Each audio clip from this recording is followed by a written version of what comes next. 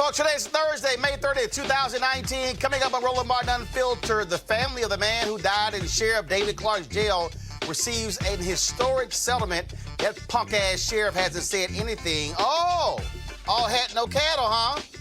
Let's see what he got to say now. New evidence that the census was deliberately manipulated by the Donald Trump administration to hurt Democrats, and it's also because of race. We will unpack that thing.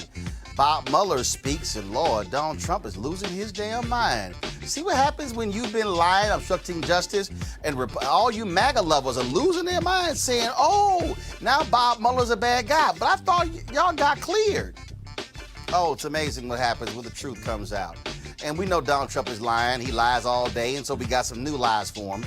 Joining us on the show today is Jaime Harrison.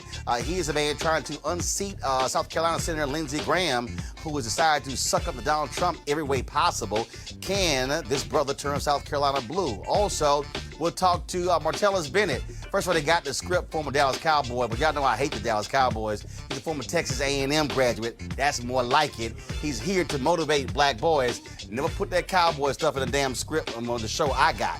And there's more trouble for the cast and crew of The Chi. Seems that there's more to the story about what we heard so far regarding Jason Mitchell. And guess what? R. Kelly facing new charges in Chicago. We also have a preview of Ava Duvernay's drama series, When They See Us, about the Central Park Five. You know, the crew that Donald Trump said should get the death penalty? We'll break all of that down. Jam-packed show. It's time to bring the funk. I'm Roland Unfiltered. Let's go. He's got it. Whatever the miss, he's on it. Whatever it is, he's got the scoop, the fact, the find. And when it breaks, he's right on time and it's rolling. Best believe he's knowing. Putting it down from sports to news to politics. With entertainment just for kicks, he's rolling. Yeah, it's Uncle Roro, y'all. Yeah, it's Roland Martin. Rolling with Roland now. He's funk, he's fresh, he's real, the best, you know he's Roland Martin now.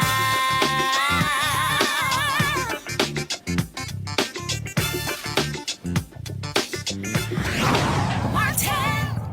All right, folks. The former sheriff in Milwaukee County, David Clarke, has his inaction in his jail has led to the family of Terrell Thomas getting $7 million. Thomas died of dehydration in Sheriff Clarke's jail when he was denied water for 7 days. The family attorney described his death as torture.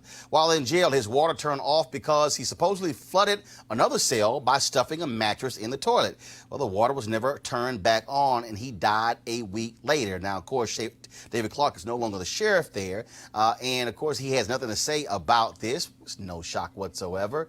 But this also speaks to the kind of treatment that we see in jails across this country. We want to talk about this here with our panel. Joining us right now is a former NFL player, Texas A&M player, Martellus Bennett, Dr. Greg Carr, Chair, Department of Afro-American Studies, Howard University. Also joining us is Teresa Lundy, founder of TML Communications, and, of course, the loudmouth himself, the loudmouth Kappa, A. Scott Bolden, former chair, National Bar Association, Political Action Committee. But there's two alphas here, so we'll keep the little Kappa in order.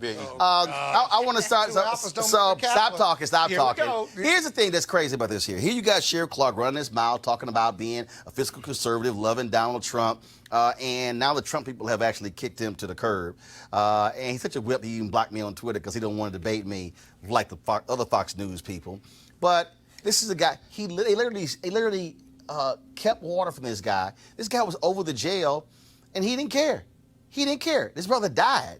And, in fact, 4 people died in his jail under his leadership watch. I mean, it's ridiculous. He's shown that he has no regard for human life. He's got a long track record of abuse. Last time I saw David Clarke, he was sitting in the studio when you posted him up in there. He didn't know you were going to call him online in the air. And he just turned around, and at one point, he kind of smiled. He broke character. He knows this is wrong. Fortunately, a court of law also has, enforced that it's wrong. But this just talks, it really speaks to the deep cynicism in the GOP at this point. And they'll use anybody until they won't. Ben Carson's probably next. They're going to kick them both to the curb. Martellus, we got a bunch of other stories of, again, people being beaten, attacked in prison. And there's just this gross disregard for people who are in prison. And unfortunately, too many other people say, oh, they deserve to be there. Who cares? Even though they might be in prison, they're still human beings. Yeah, I think there's a people, when they look at someone for what they did, they don't really think about growth. You think about reform, prison reform, or you think about the ability to change people and how people could change. There's nothing's put in place for grow people as they're in prison. They go there and they're forgotten. They get lost in the shuffle. There has to be something where they continue to be educated and continue to grow as people. That's the biggest thing. Like, no one should really be punished forever. They could learn and they could grow, and they should be able to show how much they have grown and how much they have learned. Well, you can't learn and grow here because he's dead. Well, you need, it's interesting you talk about growth, but the reality is the captors, the oppressors, the police, the prosecutors need room for growth too, because none of this is personal. And, as a former prosecutor from New York and criminal defense lawyer, when I would have clients who would come in and clearly look like they've been abused from head to shoulders and what have you, we would ask the pictures be taken of them in court. This happens every day in courtrooms and jails across this country. You just don't necessarily hear about it, and that needs to be reformed because I can see it, I can report it, I can put it on the record and what have you, but these prisoners, these young kids, older prisoners, you name it, that are processed through the court system, or they're at Rikers Island and come, they're not only abused in prison, but abused on the way there, and because they're prisoners, because they are accused of having crimes, nobody really cares. And their public defenders are very limited as well. And then the prosecutors, if you care, that's one thing. Most really don't, de facto don't. And so they're caught up in this political and criminal justice vortex that won't let them go. They get lucky if they can get out, if they have money for bail, or if they beat the charge, right? That alone should be enough for them not to go back to prison. Teresa, what you're dealing with is, again, we have a society in this case where this fake black man, David Clarke, treated inmates as if they were nothing. Sort of like Sheriff Arpaio in Arizona. It's probably who he wanted to mile after. This guy's dead. This is not somebody who was injured, went to the hospital. He's dead. Right, and Sheriff Clarke treated them as they were slaves, treated them, these prisoners, these humans, these brothers, these nephews, like they were forgotten, like they were lost, like they went to sentence and then they pretty much got sentenced to death under his ruling. So when I see the GOP kind of toss him to the side and by the waistline, I'm actually glad because I hope it's a wake-up call to every African American that is under the GOP, especially as the administration signed a criminal justice bill, but as we can see that it's trickling down to some of those law enforcement agencies. Is absolutely it's not even at the state level, and they're more state prisoners than federal prisoners. And of course, we haven't heard anything from Candace Owens or the other black people who love running their mouths. And you won't because I think everybody's taking a reevaluation of themselves, especially African Americans who were a part of the Not GOP. them. I mean, no, they're not. I'm no, they're not. because they're Teresa, silent. no, they're not. No, they're not. We don't know what they're doing. They're silent because they don't want to speak to this issue because it speaks to their gross negligence. And also, it also shows all these fake-ass conservatives who care about tax dollars. That's $7 million of taxpayer money. Yeah. See, they love talking about fiscal conservatism, but they don't care when Chicago spends $500 million on police settlements. They don't care when New York City spends almost $1 billion on police settlements. We can go on and on and on. They don't care about any of that because, again, and they also don't care because they're also these fake-ass pro-lifers. See, don't tell me you pro-life when it's a fetus, but then you not pro-life when somebody dies in a jail. And so that's why they're silent, because they have situational ethics and situational morals. That's the deal. Greg, final comment before I go It's interesting. There are about 1,250 majority black controlled cities in this country. I mean, run by black mayors, about 1,250 according to Pew and some other. Milwaukee is one now with a plurality of black people. What we're seeing around the city is as black people gain control of some of these municipalities, you begin to see black political power begin to. Well, this is like this? Well, this is what I'm saying. Okay, stop. First of all, this is one of the city. He was sheriff of the county. Right, but this is what I'm saying. No, it's not the same. No. What I'm saying is because you can have a black city, but then if you have other counties that are predominantly white, that's how he was able to win. That's where I was going. Because Milwaukee in the county and then the state of Wisconsin, a so-called swing state where you see this gerrymander issue, all these things we've been talking about. A guy like David Clarke is backed up by those white supremacists in Wisconsin. And so when he drops down on the ground in a place like Milwaukee or in the county, he's being suborned by people who have absolutely no regard for life. Which is why they wanted him to run for the United States Senate. Yes. But of course, it went nowhere. And so that's what happens. That's right. See, you read your research, you would know those things, Scott. All right, let's talk about the new evidence regarding the census. Thomas Hofeller, the Republican Party's go-to redistricting expert, who died last year, he was the man we now now know behind the language that made it into the Justice Department's formal request that a citizenship question be added to the census. Now, let me unpack this. The evidence was found on a hard drive provided by his estranged daughter, who first shared it with the challengers in a partisan gerrymandering case in North Carolina. Documents show the Trump administration's purpose in putting the citizenship question on the upcoming census was not to help Hispanic voters under the Voting Rights Act, which they have lied about, but rather to create policy that would be a, quote, disadvantage to the Democrats and advantageous to Republicans and non-Hispanic whites. Now, this is a huge issue because the Supreme Court is going to decide this case. Trump folks have been lying. Y'all supposed to play the Trump Lives Matter stinger because they've been lying. They've been lying. Wilbur Ross lied in court, lied as to the origins of this. Lied in Congress, then these fools who have never defended the Voting Rights Act. Right. All of a sudden, oh, we're doing this because of the Voting Rights Act. Martellus, well, here's what we have here. The Republican Party is a white party. They got a few black people. Yeah. But the reality is, all of the attacks on immigration, the attacks on voter suppression, they are trying to maintain white majorities in order to hold on to power. And this citizenship question is all about trying to hold its power for the next 10 years by keeping America white again. Yeah, a lot of, just through the history of time, everything has been to suppress the voters of color. No matter what color, black and brown people have not had to. It has not been as easy for them to vote, whether it's us fighting for the right to vote, the way they set up votes when it's during the day, was really just like a rich person's pastime where they could just go there and vote when they want to. Most people have jobs where they can't really get there to vote, registration. They make everything really tough, and the language is written in a way where it's not able to be digested by the normal person, normal citizen in the U.S. So they don't make it easy for people to learn what they need to go, and they not spread the information of what's actually happened to make a vote. And then the other thing is people don't really vote locally either. So there's this huge thing about voting for the presidency that everyone wants to walk about and everyone wants to chant about and ride about, but then the actual voting for the places, the things that happen in your community, like there's not a lot of information about people knowing when those things are happening, who's running in your city, those local things, local chapters, those things are going to matter even more to you and make a bigger impact right away than the grand votes of things. So I think that the whole idea of voting has been done in a way to discourage people who aren't white to vote. Teresa, they want to keep white majorities. Yeah. And they're hoping that the Supreme Court, led by 5 conservatives, including that so-called brother Clarence Thomas, not yet, and I'm saying so-called for a reason, and I'm questioning, I will question because of the positions that he takes, and they're hoping the Supreme Court will allow this citizenship question, and we know it's BS, and we also know that as a result of this, they lied. This guy wrote a memo, and they actually took the section in his own words and placed it in the Department of Justice's letter to justify this question.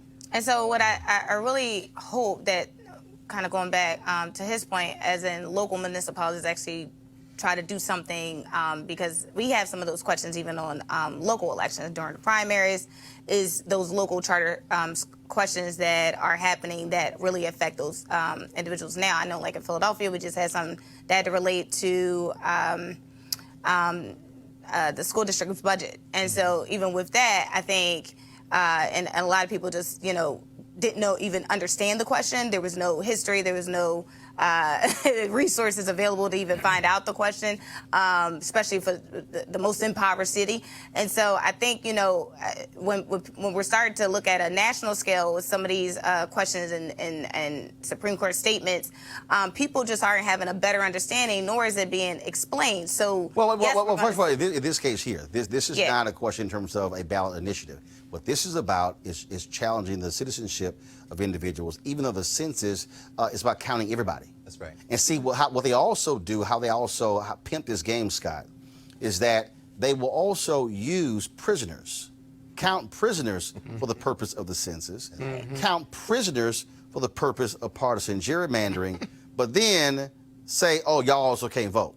And so with this particular question is about decreasing the number of Hispanics in the country, fearing that they're not going to answer the question, therefore shut the door, which means a decrease in federal resources, and it impacts the lines. Because what people don't realize is that based upon the census, if you have a population like in Texas, the last census, Texas added 4 new congressional seats because the population increased, largely because of Latinos. Well, which means that you're going to have some losses. The losses when it comes to Congress, which also means electoral college losses. Come on. Okay, see, I need y'all to follow me on this thing. See, I know some of y'all at home going, oh my God, he said electoral college? Yes, but you need to understand, population shifts causes changes in congressional representation in the House. Senate stays the same, everybody gets 2, but it causes them in the House. Well, what are the states that are likely going to lose congressional representation over the next 20 years, which means loss of electoral college votes? Right. Ohio, Right. Michigan. That's right. Pennsylvania, Wisconsin, all Midwestern states where there are lots of white people, the Rust Belt. And so for the people at home who, especially some of y'all Negroes out there who are like, oh no, we shouldn't be counting these folks, this is about protecting white interests. But everything has always been about protecting white interests. Oh no, absolutely. But, Right. oh, no, absolutely. But what this is, Right. what this is, Getting it in print. but what this is, because in 24 years we'll be a nation majority of people of color. Exactly. Yeah. What they're trying to do is slow that down. So they're saying, hold up, we know this thing is changing. We know the annual white death rate in 10 states is actually higher than the annual white birth rate. But what this is about is how do we codify this? And that's why they want the Supreme Court to rule. Exactly. But look at the browning of America. What is fascinating about this in a negative way is how the GOP and other white organizations are systematic in their effort to combat politically, business-wise, economically, socially, combat the browning of America. They, at local level, county level, federal level, everything that they're doing here, pay attention, right, is to either suppress the black vote, suppress people of color's economic ability to move ahead, gerrymandering, you name it, because they're trying to hold off on the majority of this country being people of color. Now, the real danger in that for them, and what they won't ask us about, is this, Professor. You know, their fear is rooted in, they believe that if we become the majority, I think, that we are going to treat white Americans the way they treated us. And that's what they scared us, Scott. Because they know what they did to us. That's right. Now, watch and this. I'm still doing. Greg, watch Well, this. you know, Hold on, go finish. Okay, but watch this now, right? If you look at our culture of people, That's of right. black people, Never did. if there's any person or group in America that should be the angriest of all, It's it us. is black America. Right. We're the And most yet- sympathetic. and we're the most Right. sympathetic. Yeah, we're the most Hold on. sympathetic. We want to matriculate. We want to integrate. We want our fair share, Well, our Right. piece of the pie. Hold Some on. of y'all wanna integrate. A lot of us. I would say we But here's my did point. two decades But too early. here's my No point. doubt. We can Yeah. turn it back, brother. We didn't have the But they infrastructure. haven't paid Yeah. attention. They haven't paid attention to what our culture says, which is completely different than their oppressive culture. Greg. That's right. You know, Roland, this is and this might be the most important topic we're discussing tonight. To tie a couple of things you said, Brother Bennett, together. The local level is very important. This affects local politics as well in terms of distribution. And when you said that our folks maybe don't understand, you know, we're out there trying to make a living, trying to survive, to listen to what Roland said, to you to walk through this, very important. There are 435 seats in the federal legislature, the Congress. That number doesn't increase. So for a state to 435 in the House, 100 in the Senate. Exactly. So for a state to get a congressperson, some other state has to lose them. Yep. So what they've done is with this guy, Thomas Hochfelter, and mind you, we wouldn't have even known about this had his daughter not been on the internet looking for him and found out that he died. She didn't know he died. She was estranged. they were from him. estranged. That's exactly right. So then she reaches out to her mother and to look through for family photographs and stuff. She discovers all these hard drives and then reaches out to this nonprofit to say, I'm looking for a lawyer that's not connected to my father because I'm trying to get this probate stuff done. And then she says, but I did run across these things that might be interesting. And here's where it gets very interesting. This New York billionaire, Paul Singer, he was the one that paid for the memo that this guy wrote, because the question was, and here was the question, how can we increase our strength in the Republican Party? That's when this guy writes a memo and says, you've got to reduce, in the sense, we got to be able to reduce the number. And to reduce the number of people who we don't want voting, you should move from counting just bodies, people who live in these states, and go to counting, this is their strategy, voting age citizens. That's what they want to move to. But guess what? The only document document in the federal law that was even tracking any number of voting age citizens was the Civil Rights Act of 1965. Why was that? Because they wanted to make sure that black folks were being represented in the federal legislature. So now they... Voting Rights Act. The Voting Rights Act, excuse me, the Voting Rights Act. So then what does Hofstadter say? We got to be able to tie this to voting age citizens, but we don't have any data. Right. The best way to get data would be to put a citizenship question on the census, and that would also serve to scare these people off from answering the census, and that would shrink it. Their real strategy, finally, this is why this lawsuit for the Supreme Court is so important. This is why John Roberts, feckless John Roberts, Justice Gorsuch McConnell, and this Brett Beer Kavanaugh, and this Tom Thomas, this is why this block is so important. When they had oral arguments a couple of weeks ago about the census question, they look like they're ready to buy this exact opposite thing of saying that it's going to help voting when in fact it wouldn't. But here's the real issue. They want to get to the point where they can count voting age citizens. If they start counting voting age citizens, that means they can now move those seats to those growing majority states, but also reduce the number of non-white people who are going to participate in the process. And as Roland always says, they want to run this thing for the next 50 years. And that's why the court is so important. Which is why you have to understand the lawsuit in Ohio that went to the Supreme Court. White guy filed where they are purging people by saying if you have not voted in the last 2 elections, we will automatically remove you from the voting rolls, because the next step, Greg, is going to be not just those of voting age, but those who vote. Right. Which is why, which I told y'all what happened in Florida. One of the reasons Andrew Gillum lost, because white folks in upper Florida who are senior citizens voted at higher rates than you did black folks and brown folks in Miami-Dade County and Broward. Understand this, okay? So let me just say this before I go to my next story. This is why y'all ain't getting this on CNN. No. You're not getting this on MSNBC. You're not getting it on Fox News. That's right. Because you have to understand what Republicans are doing. They are specifically going through and saying, okay, we have to figure out legal ways to restrict voting. The guy who died, he was their top expert on gerrymandering. That's right. Oh, y'all might say, okay, gerrymandering. Yes. Remember the Wisconsin case when the Supreme Court kicked it back? There are 2 gerrymandering cases right now before the Supreme Court. One from Maryland involving Democrats in one district, but the other involving North Carolina. Exactly. You also had the Pennsylvania case in gerrymandering. If this conservative Supreme Court rules that gerrymandering is allowed, every state will create gerrymandering.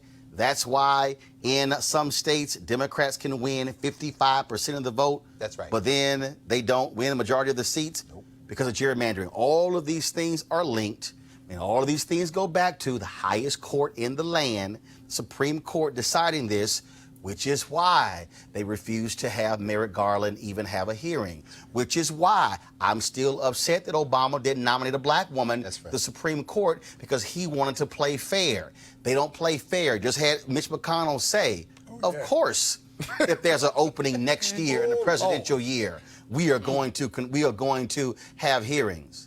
But he said something differently in 2016. Y'all need to understand, all you Negroes out there who are saying elections don't matter, these things don't, no big deal. The Supreme Court and the federal judiciary is the most important thing Republicans want to control. That's right. Because that's who determines what laws are constitutional. And what are they loading up on? Unconstitutional. That's right. That's what's going on. And so that's why Democrats, y'all better be running strong folks for the United States Senate next year, because if you do not take control of the U.S. Senate, the Republicans will control those seats. The only thing is if Republicans maintain control of the Senate and the Democrat is the president is going to be actually making the appointments for the federal bench, then you're going to have the fight. All these things are connected, so you better understand what's going on. That's right. Speaking of that, Bob Mueller, of course, has ticked off Donald Trump and his people when he came out yesterday and spoke about his report. Now, he didn't say anything new, but this is what actually changed the game. By him speaking and by him countering what Barr said, the Attorney General, he has forced the conversation back to the report, the one that people didn't read. Press play. Now, I have not spoken publicly during our investigation. I'm speaking out today because our investigation is complete. The Attorney General has made the report on our investigation largely public. We are formally closing the special counsel's office, and as well, I'm resigning from the Department of Justice to return to private life. And as set forth in the report, after that investigation, if we had had confidence that the president clearly did not commit a crime, we would have said so. We did not, however, make a determination as to whether the president did commit a crime. It explains that under long-standing department policy, a president cannot be charged with a federal crime while he is in office. That is unconstitutional. Even if the charge is kept under seal and hidden from public view, that too is prohibited. The special counsel's office is part of the Department of Justice, and by regulation, it was bound by that department policy. Charging the president with a crime was therefore not an option we could consider. All right, I got to deal with this, y'all. Okay, I got to, because this is really like pissing me off. It's really ticking me off. I'm sorry. Last I checked, I've read the Constitution. There is nothing. There's nowhere in the United States Constitution that says a president cannot be indicted. Nowhere. You can't find it. What he's talking about, Scott, is a memo that was written by the Nixon Department of Justice in order to ensure Nixon didn't get indicted. Come on. And all of these people are acting as if this is like manna from heaven, like God told Moses, here are the 2 tablets, and you can't indict the president. It's a bullshit memo. Right. I wish we had it for some Written by Nixon supporters. Well, remember who ended up the Attorney General in that Nixon Justice Which one he fired to? No, I'm talking about the one who said he would do whatever Nixon wanted. Robert Bork. No. William Rehnquist went over there, and Bork was over there, and John Roberts clerked for William Rehnquist. You see, these people think generationally, but let's think about this for a second. It's very important what you just raised. Mueller believes in America to a fault. I think what Mueller is saying, basically what he's maybe afraid of is, if he indicts the president of the United States, now you've thrown this country into chaos. He don't want to set no precedent. It's already in chaos. Well, but it's already. But here's my problem with that. You know what I'm saying? But here's my problem with that, and that's what that nonsense Nancy Pelosi is saying. Yeah. Right. But the Constitution clearly lays out high crimes and misdemeanors. Yes. The Constitution has created a provision that a president can be removed. Right.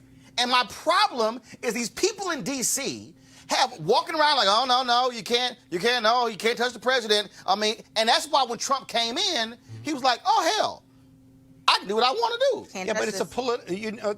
The reason the memo lives, remember, it lives in DOJ. It's never been challenged, and so it ought to be challenged. It should be put in the shredder. It's policy. It's not law. Okay. So one, that's never been challenged. Two, they extrapolate other parts of the Constitution and say that impeachment, which is a political process, is what you do with the president, and if it's a federal crime, because they say high crimes and misdemeanors. Now, that may be true, but no one is above the law. And the reason that is unsettling is because if Donald Trump shot somebody or set somebody on fire on the lawn like that gentleman did yesterday, and we all observed it on video, are you saying that the president couldn't be charged? Yes. No. If Mueller is absolutely right about this, and I think he punted because he could have challenged all of this, if he's right, then there is one person above the law. And impeachment isn't a crime. Impeachment means you get removed from office. But that begs the question, well, what if I do commit a crime?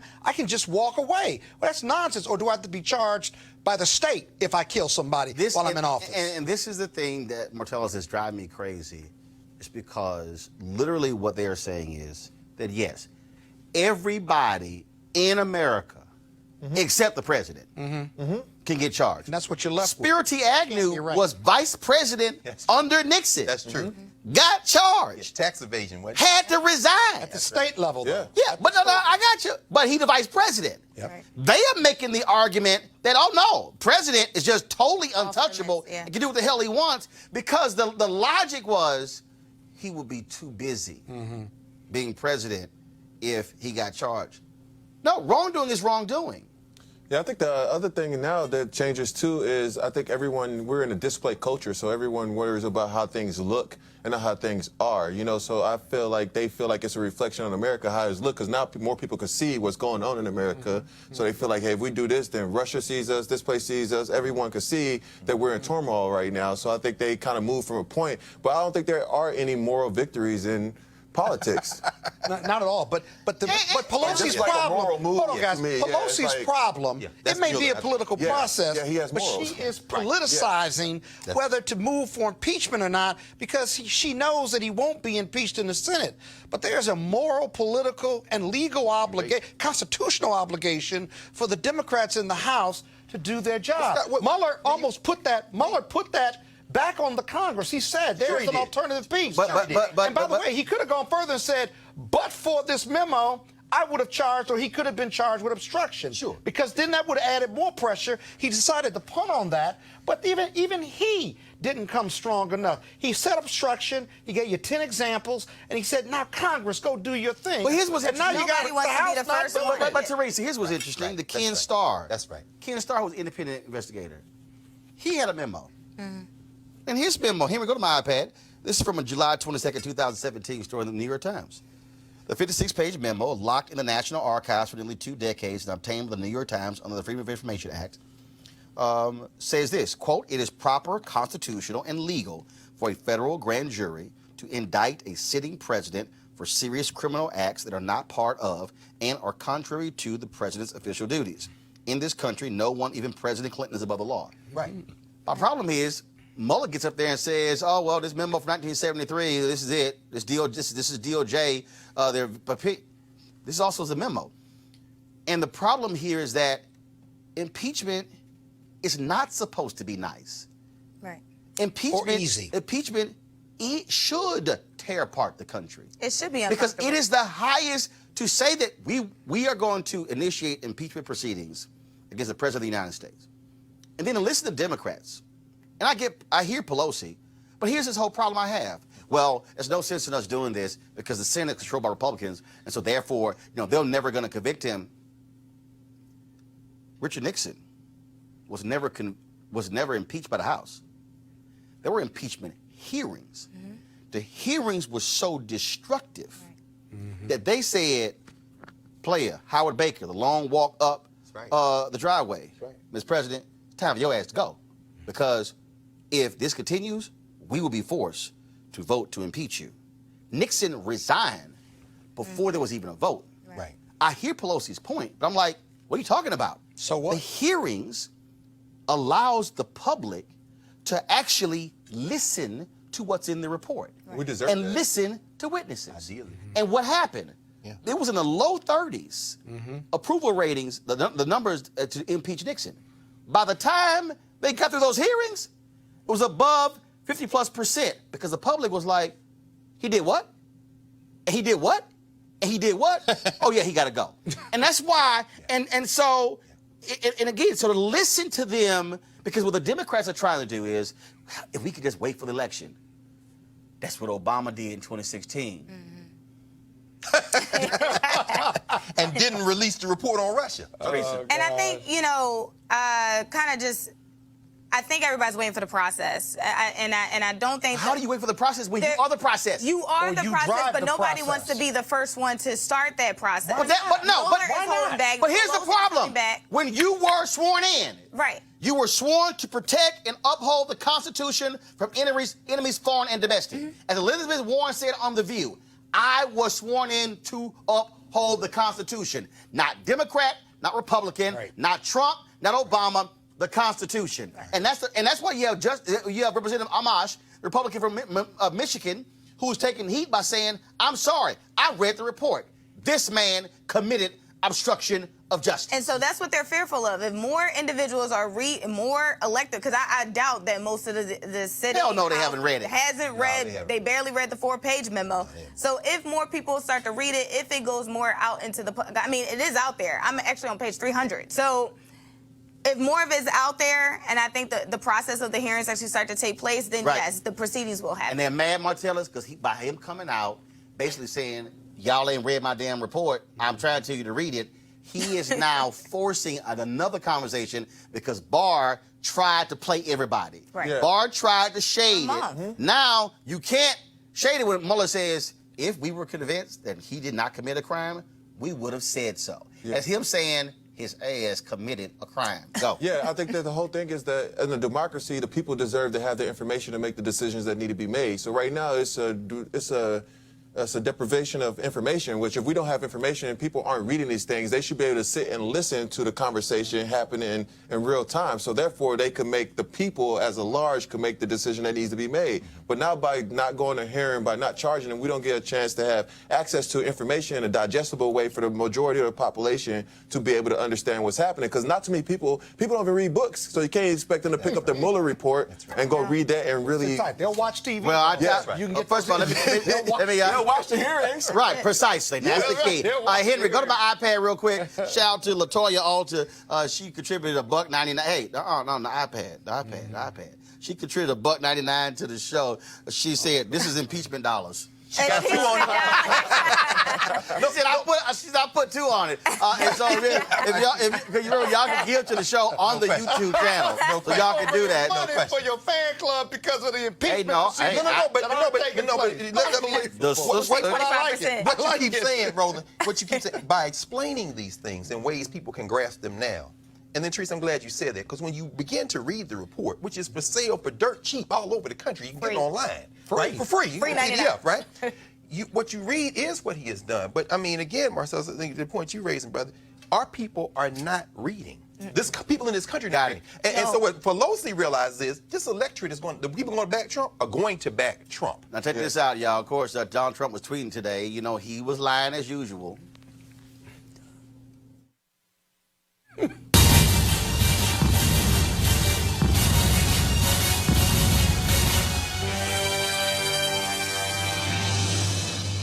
He kept denying Russia helped him, but then guess what? His little sticky fat fingers all of a sudden said what the truth was. This is what he tweeted this morning.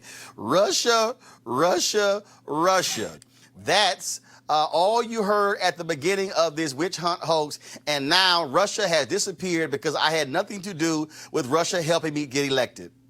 Ah!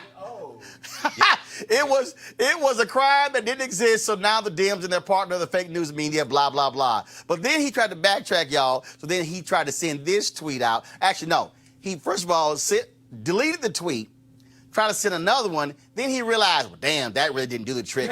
So then he started to hop in front of the cameras. Watch this. No, Russia did not help me get elected. You know who got me elected? You know who got me elected? I got me elected. Russia didn't help me at all. Russia, if anything, I think helped the other side. What you ought to ask is this. Do you think the media helped Hillary Clinton get elected? She didn't make it. But you take a look at collusion between Hillary Clinton and the media. You take a look at collusion between Hillary Clinton and Russia. She had more to do in the campaign with Russia than I did. I had nothing to do. And by the way, that's one other thing. If you look, this was all about Russia, Russia, Russia. They don't talk about Russia anymore because it turned out to be a hoax. It was all a hoax. But your little fat finger says something different. Sure. Bottom line is, you're lying. You're lying. Mueller yesterday said a foreign country did in fact interfere with our election. We know for a fact that Russian hackers access the voting records of 2 counties in Florida. For some reason, they won't tell us what those counties are. We know for a fact that he and his cohorts, his campaign, they were trying to meet to get dirt on Hillary Clinton. You are a liar. You're an orange liar, but you're a liar.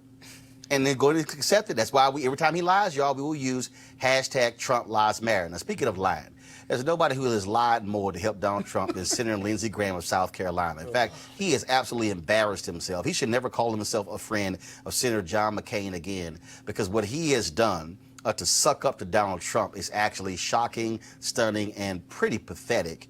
And the person who says it's time for him to go is Jaime Harrison. Jaime, a top official in the Democratic National Committee. He joins us right now. He announced that he is running for the United States Senate in South Carolina. Jaime, you got an uphill battle, of course. You're in a red state. A lot of black folks, but you still got a lot of white folks who wave their Confederate flags. Lindsey Graham, of course, has been reelected several different times. What will it take for you to beat Lindsey Graham in South Carolina? Yeah, Roland, I tell people this whole red state, blue state stuff is an excuse.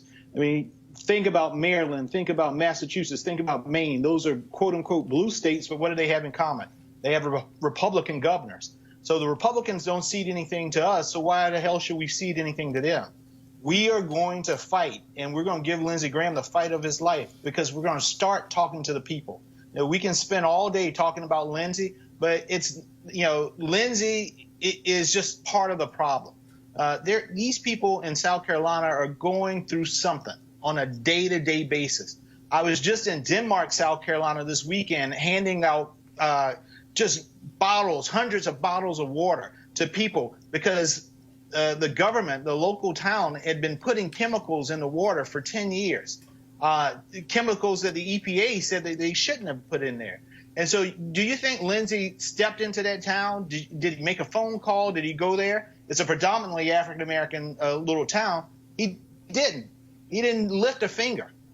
So these folks need someone who will go in and fight for them. And that's what I want to do. That's who I am. That's what I've done my entire life.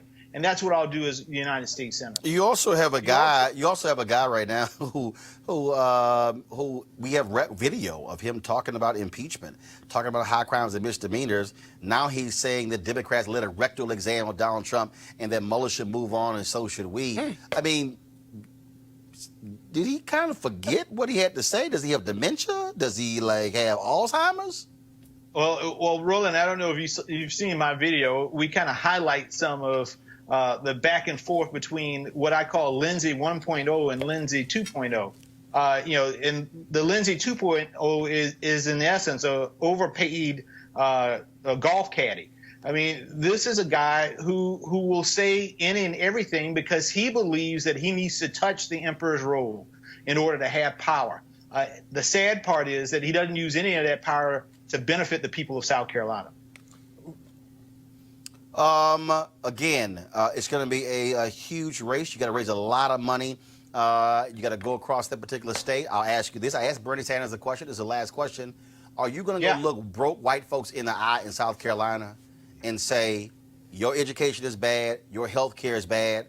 Why are you going to vote for a guy who wants to get rid of the very health care that's actually saving your life? Yeah, I am. And you know what I'm going to do, Roland? So in South Carolina, 4 rural hospitals have closed. And it's because the Republicans refuse to allow Medicaid expansion.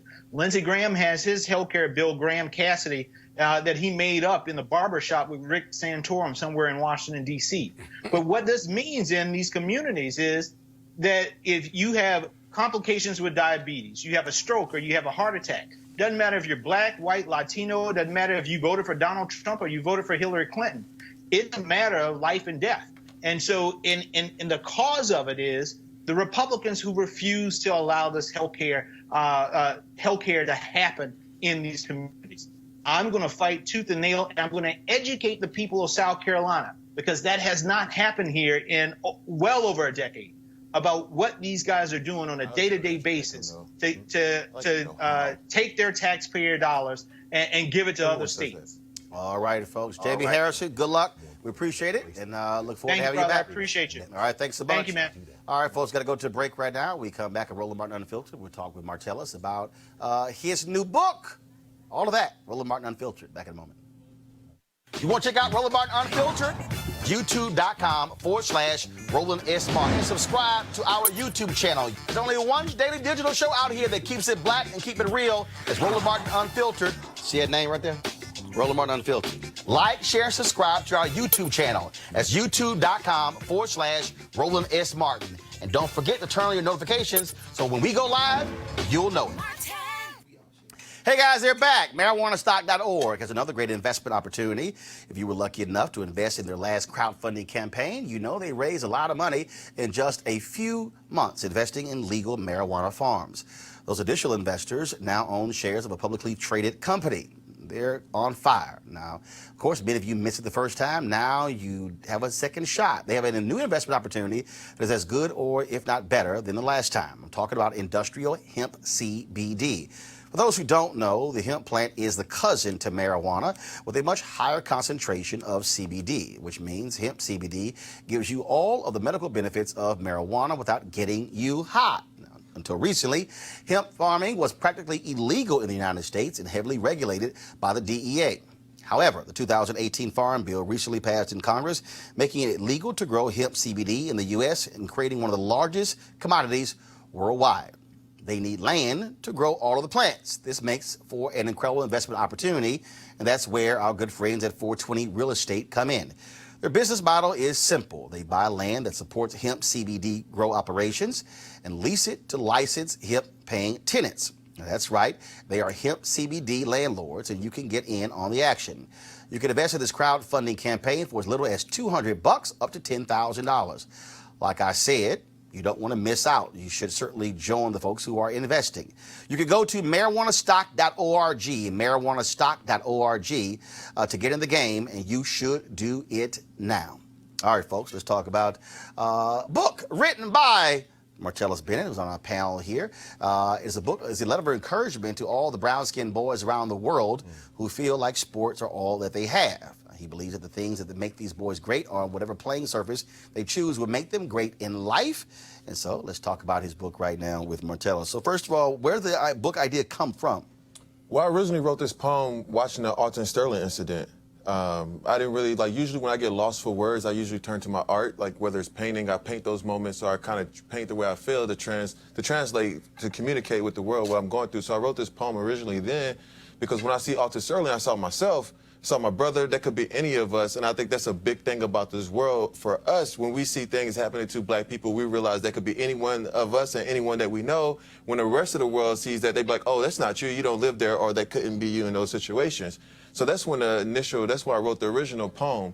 And it went, a lot of people loved it, and I put it online, and people were reading it to their kids. And I'm an experienced guy. I write children's book because I like to create moments for families to come together, because as a children's book, you just don't hand it to your little kid and be like, hey, go read this and come back and give me a book report. You sit down and you read it to them, bedtime stories or whenever you want to read. So I like to create those moments. But mainly, in my company, I focus on creating escapism for black kids, because I think escapism is one of the things that we miss out on the most, because when you get to visit other worlds, fictitious world that were built, you come back a little change and realize your world doesn't have to be the way that it is. And we don't really get to experience escapism. We don't get Star Wars, we don't get Hogwarts, we don't get all these other places that exist in the world. So that's how I come out make these things. But Dear Black Boy, to make a Dear Black Boy, I believe that the children are the landscapers of our tomorrow. Yes, sir. So for me, I try to pave the way. I want to shape the world, what the world's going to be like that my daughter's going to live in the future. So a lot of the times when I'm working with kids and kids who look like me, look like her dad, and things like that, so that I could see the change happening as I go. So I felt like as a black man, people probably ask you, what sport do you play when they meet you? They don't really ask you what you're interested in and what you're doing or who you are. Which pisses me off. How many professional athletes do they ask? So what else are you into? Are you into painting and writing? When last time somebody asked you about your painting, brother, your art? No one ever asked me about those things, really, because I never saw myself as an athlete. I saw myself as a creative who had athletic ability, right? So I get mad when someone refers to me as a former NFL player, because I've done stuff for Disney. I've been on Forbes 30 Under 30. I've been Adweek's top 100 creators in the world. I've did TED Talks. There's so many other things that I'm a former of that you could mention that has nothing to do with the sport. And I feel like they value the black boy as an athlete in the world. So the black boy starts to see value in himself by the way they perform on the field. But what I try to get them to understand is that currency of athleticism is only valuable on the court, on a field. But once that game is over, being able to jump high does not matter in the tech industry. Right. Being able to run fast does not matter in the hospital. Well, it does kind of matter in the hospital because you can run to patients faster. But you got to be able to do something once you get there. Yeah, so for me, that value in the world, the world is more beautiful when the black boy dreams. And a black boy deserves the space to dream the dreams that they want to dream. No longer should we have to feel like they have to roll them a ball and say good luck. right? Everything is on the table. Everything is an option. Every opportunity exists for you. And it's hard because you don't see yourself represented in these different fields. Like we talk about politics. No black kid think they could run in all these things. Like we tried to break in. Like there's so many firsts happening for black people, and we've been in this just as long as everyone else. Still first in 2019. Yes. Does it? So I'll throw this out. Okay. So how long has the book been out? This book has been out since I released it March 27th. March 27th. I think. No, that's when I retired. How many?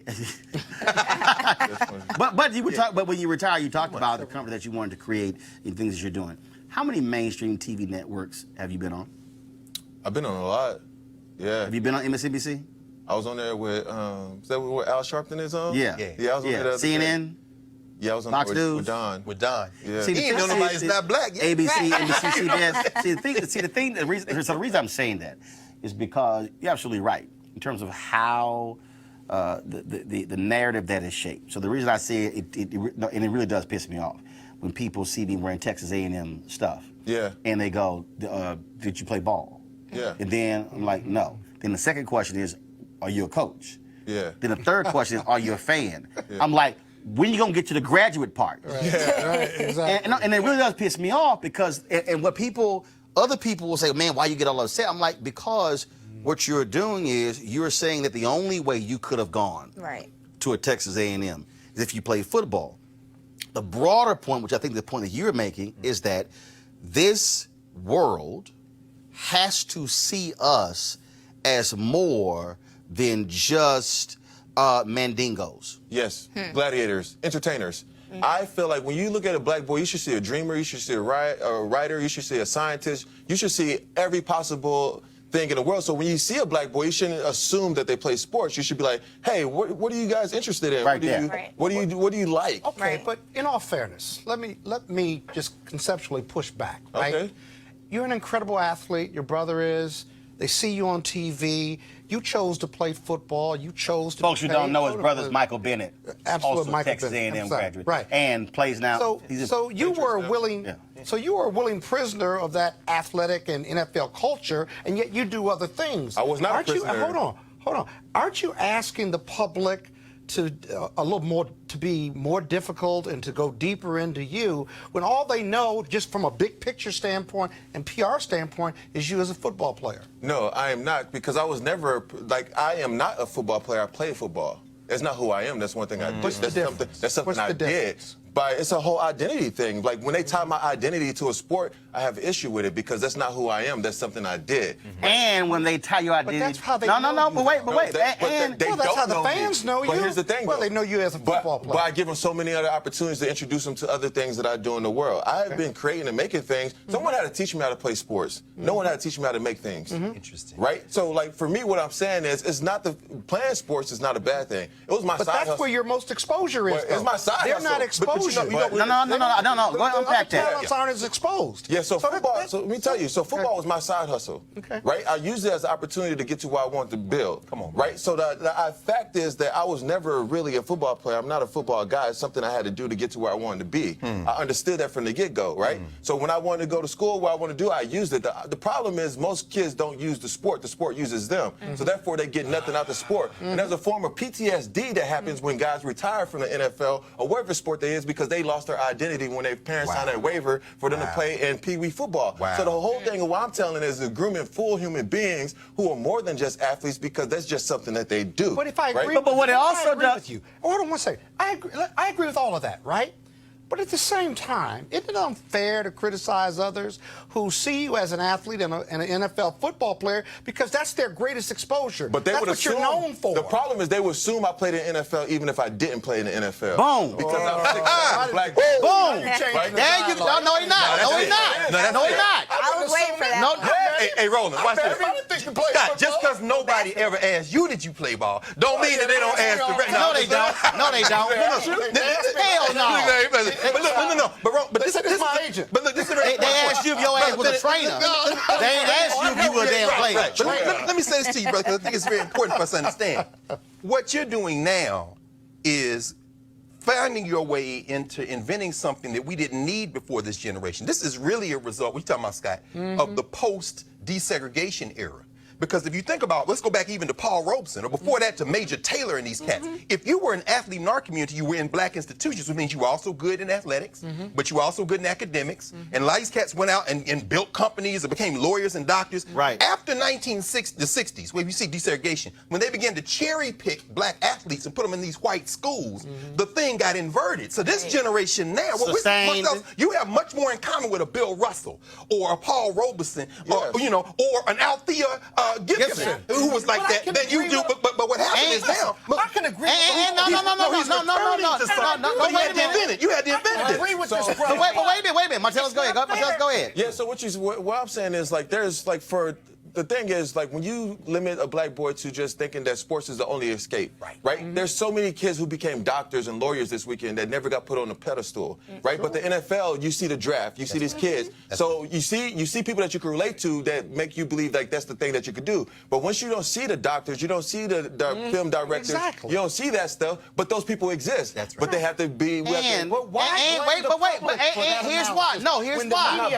No, here's why, Scott. Here's why. Stop yelling. No, here's why. It's a Because you're not discussion. listening. I'm Here's listening, why. I can't Here's hear why. 'cause you're yelling. Here's why. Because when they do that, the problem is, to your point, when they see the person who is 6'7", who didn't play ball, they have now associated 6'7" and 250, 260, 270, 230 African-American, with male. oh, you play ball.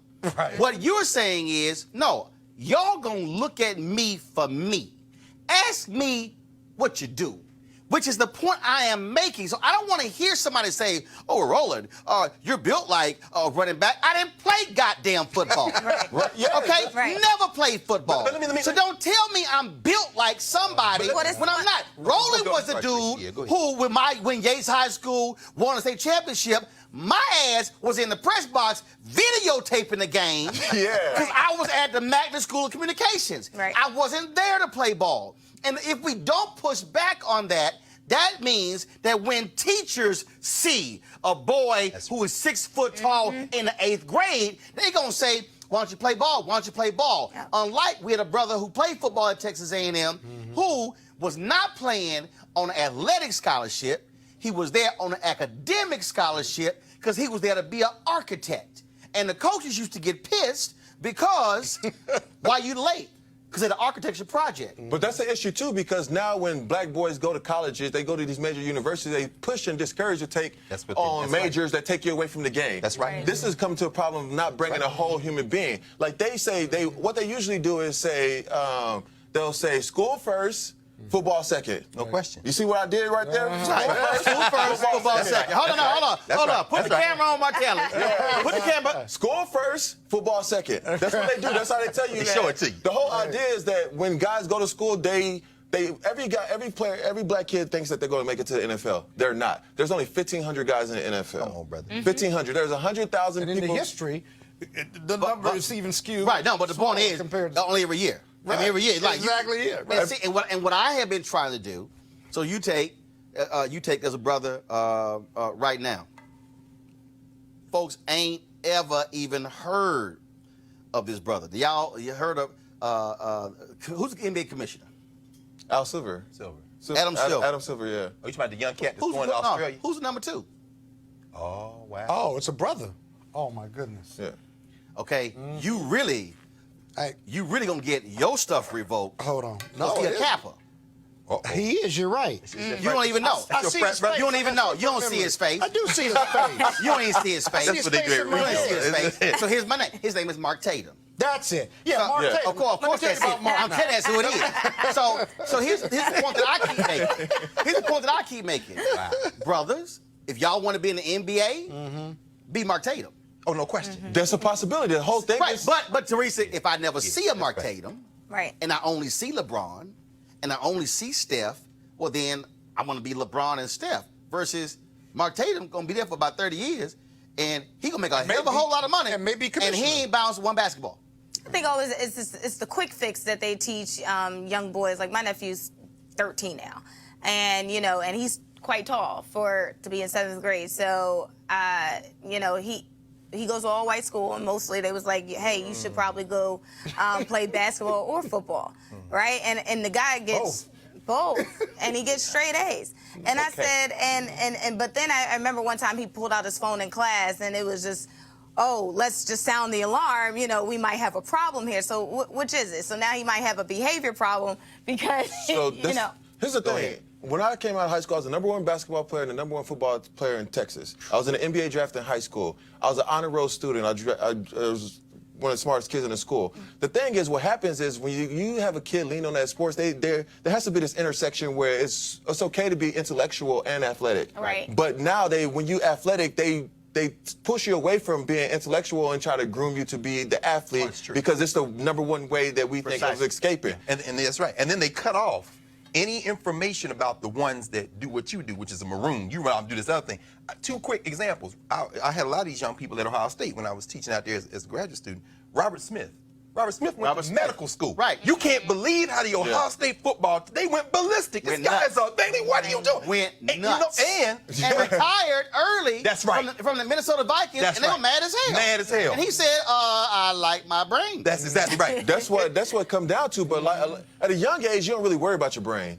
No. Right? I'm gonna get paid You millions think of about dollars. the money. But money. When you start having a family and you have other people to Yeah. care about, then you be like, oh shit, you know, maybe I should be.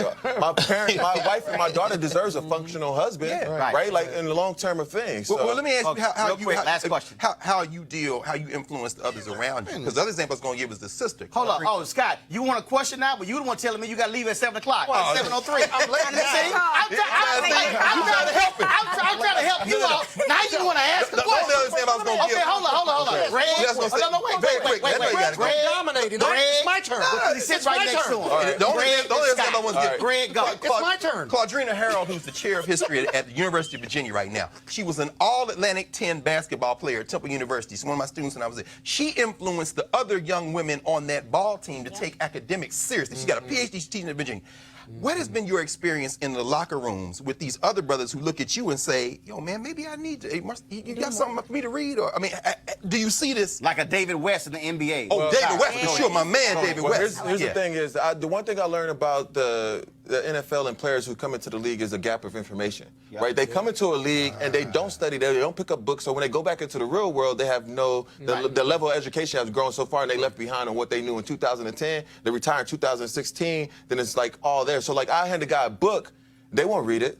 They don't like they have no thirst. They never had a thirst for knowledge. Right. You know, very few of them are actually by like, design. So let me ask you they this. don't want smart. They don't want intelligent people. They want intelligent football players. So when they say a guy's smart, they talking about his football IQ, not his intellectual IQ. Which is why Rosen, when he was in Arizona, one of the criticisms, even though he's white, it was like, he's too smart. Right. That's what knocked on me throughout the NFL. Really? I was a smart guy, and I was too smart. I had a coach tell me before a team meeting, come in and say, like, hey, Martellus, I'm gonna make some mistakes today. Can you like hold your questions or anything? Oh, no! Wait a minute. He didn't want you to shame him in the meeting because It's not shame. It's about getting the right information. No, right?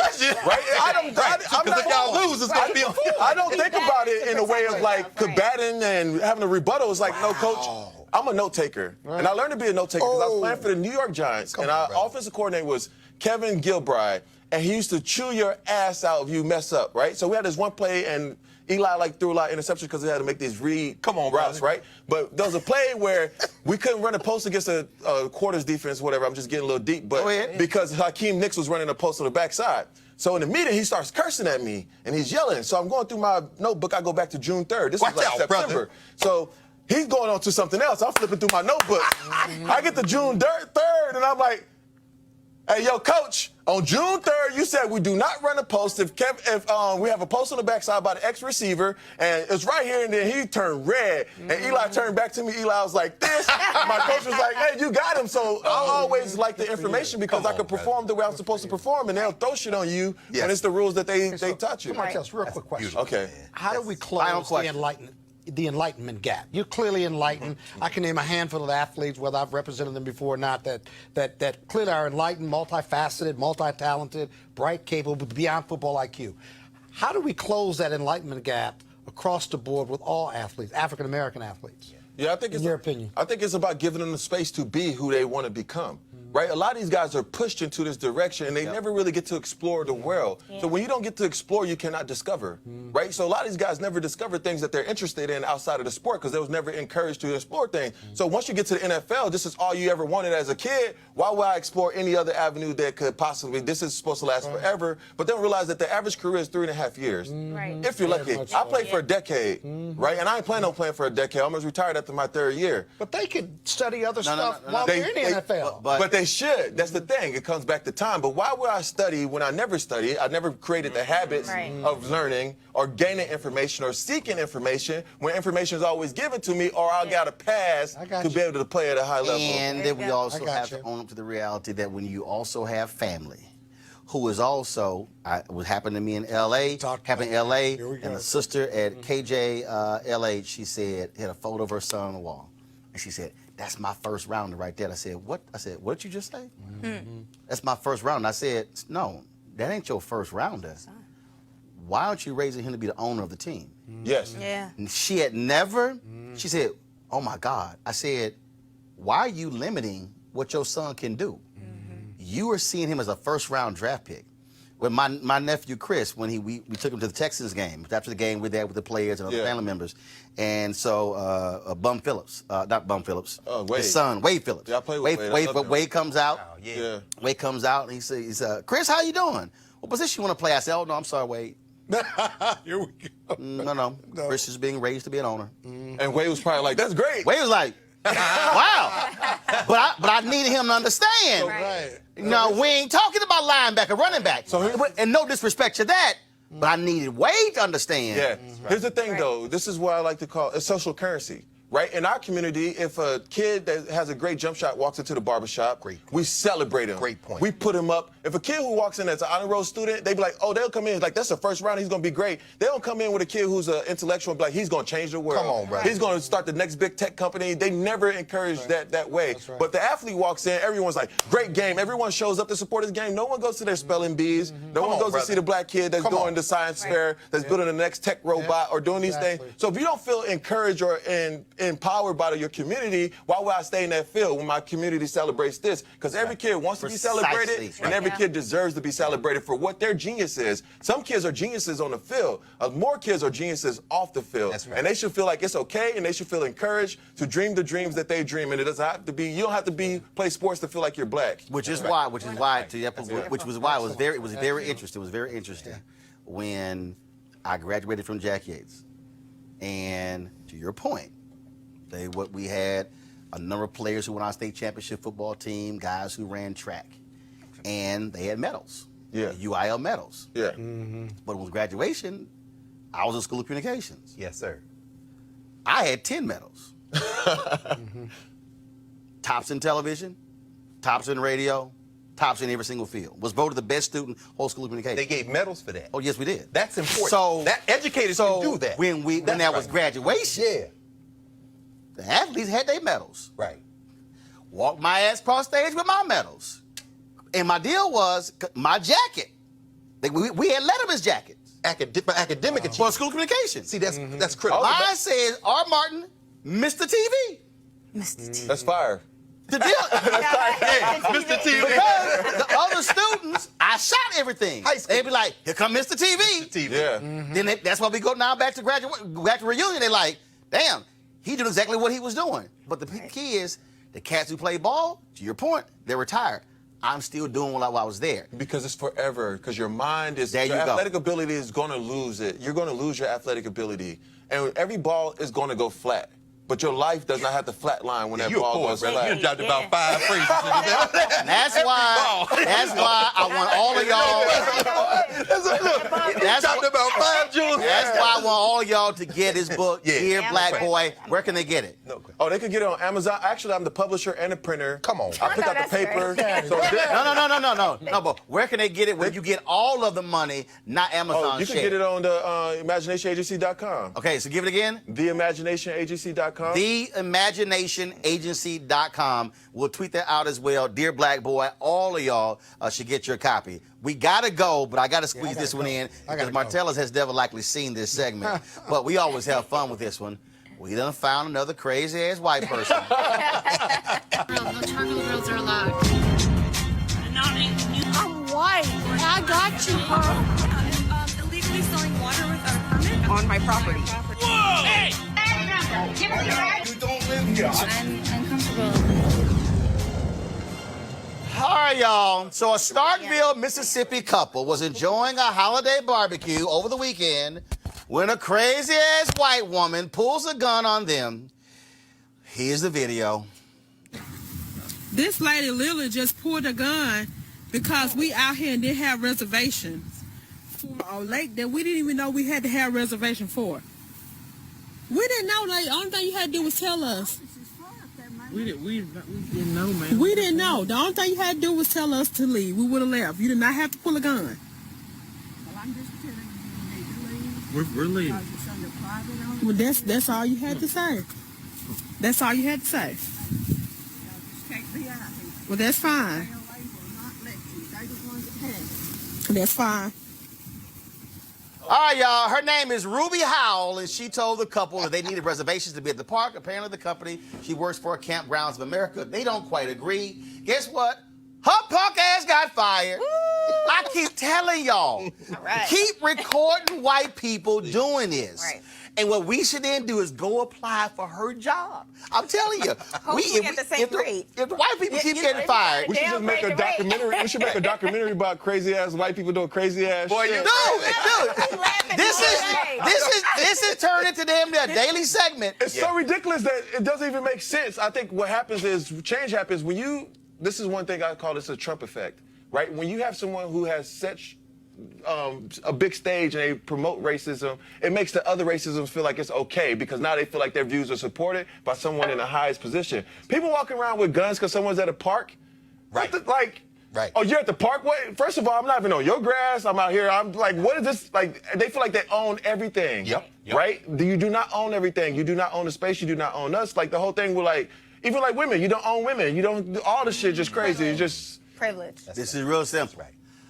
If more y'all white people keep doing crazy stuff, We get y'all jobs. we gonna keep rolling the video, and if y'all keep getting fired, y'all could help end the black unemployment rate.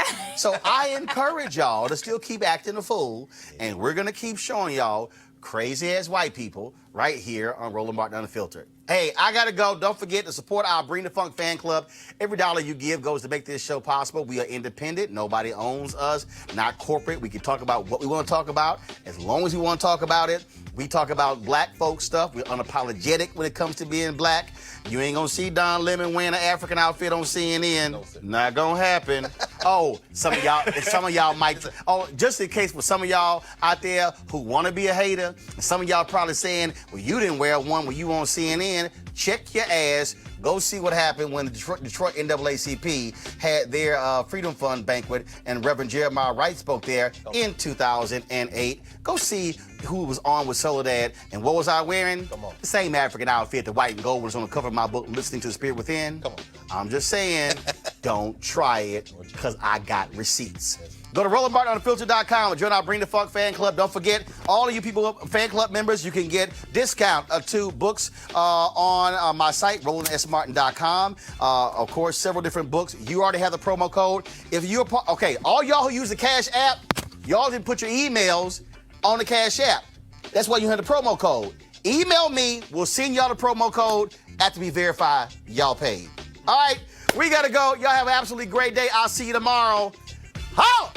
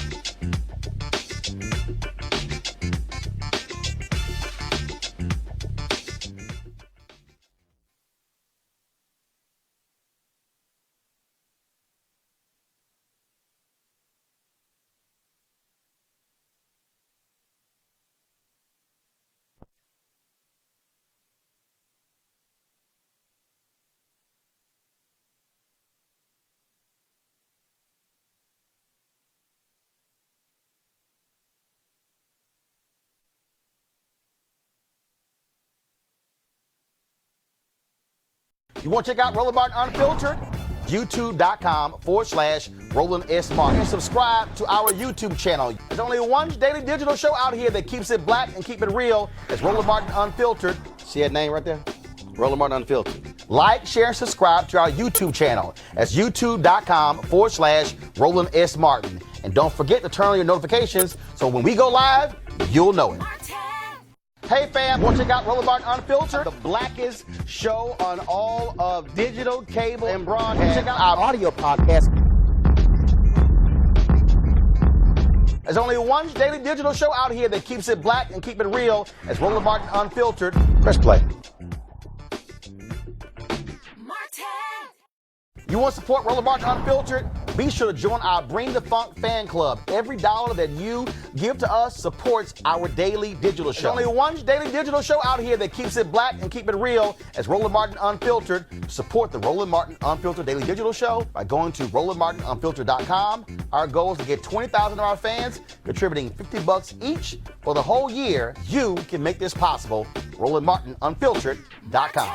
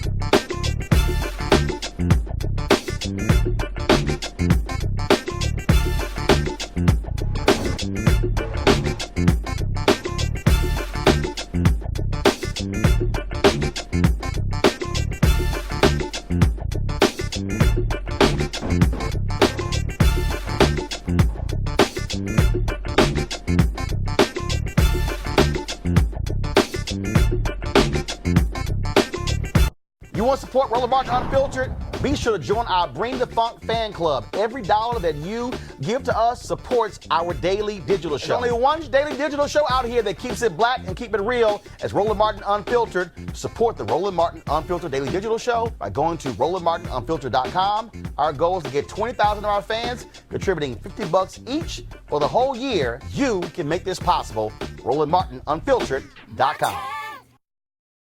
You want to check out Roland Martin Unfiltered? YouTube.com/Roland S. Martin. And subscribe to our YouTube channel. There's only one daily digital show out here that keeps it black and keep it real. It's Roland Martin Unfiltered. See that name right there? Roland Martin Unfiltered. Like, share, and subscribe to our YouTube channel. That's YouTube.com/Roland S. Martin. And don't forget to turn on your notifications so when we go live, you'll know it. Hey fam, want to check out Roland Martin Unfiltered, the blackest show on all of digital, cable, and broadcast. Check out our audio podcast. There's only one daily digital show out here that keeps it black and keep it real. It's Roland Martin Unfiltered. Press play.